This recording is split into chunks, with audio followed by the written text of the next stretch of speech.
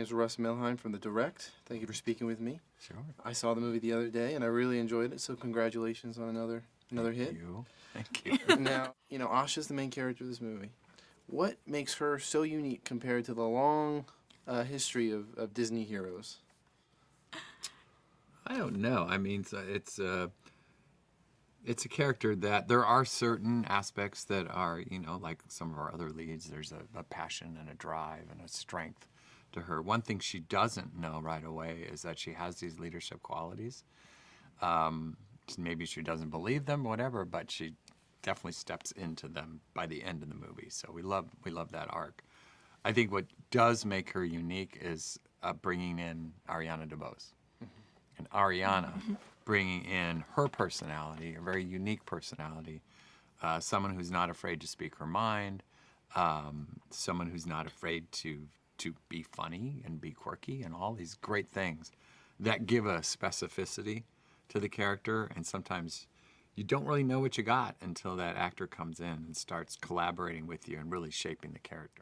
Now, the movie has a lot of great Disney references. And you guys have a lot to pull from when you guys are looking to do that. What are some that maybe were so close to making the cut, but you guys decided, not this time? Oh, gosh. We didn't start off with the list of what we wanted to include in, right? We focused all our energy on making this a standalone original story with original characters and songs.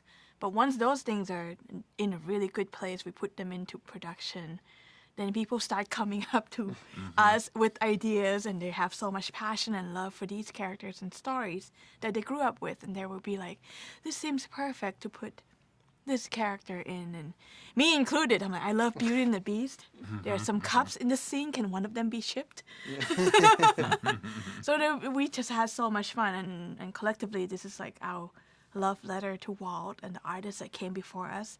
That has inspired us so much, and we just want to put these little hidden gems in there. There's one that almost didn't make it. I don't know if you watched the movie beyond the last credit, but there's a tag scene at the very end. Yeah. That was one that almost didn't make it because we were trying in other places. I'm not going to say what it is because it's a nice surprise for the audience, but it's my favorite one and also one that just barely made it. Did you get your chip cup? I did. Okay, so it is in there. It's in there. Now, recently, Jennifer Lee noted that Star was almost 2D animation. Is 2D animation something that Disney might still look into doing more of? I think absolutely. I think, this film was inspired, obviously, by the legacy and the 2D animation. And, the look has a somewhat 2D look with the lines on the characters. We did early tests with Star as that, as 2D. But, I think we keep exploring. The nice thing is, we started with some shorts. You got Paperman and Feast and Far From the Tree that sort of explored the look that we adapted and we kept evolving. We had never done it in a full feature before, so that was going to be a challenge. So I would say, absolutely. You just don't know what the next thing's going to be. Now, the end of the movie sees King Magnifico stuck in his staff and then hung in a dungeon, or his little staff piece. Now, that seems like a plot thread that could easily be picked up for a Wish 2.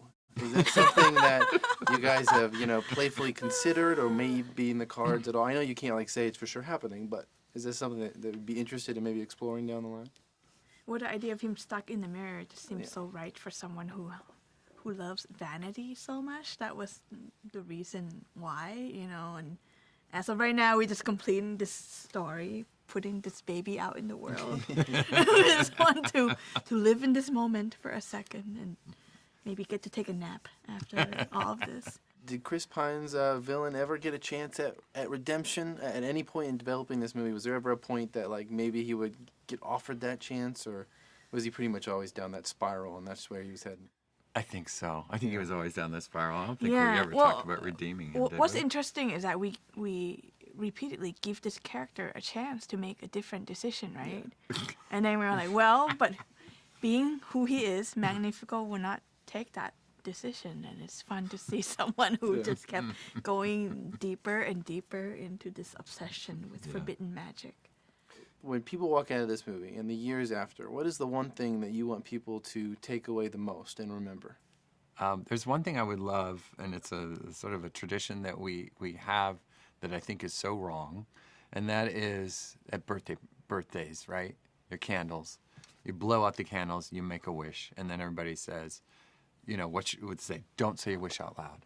Whatever you do, don't say your wish out loud. It will never come true.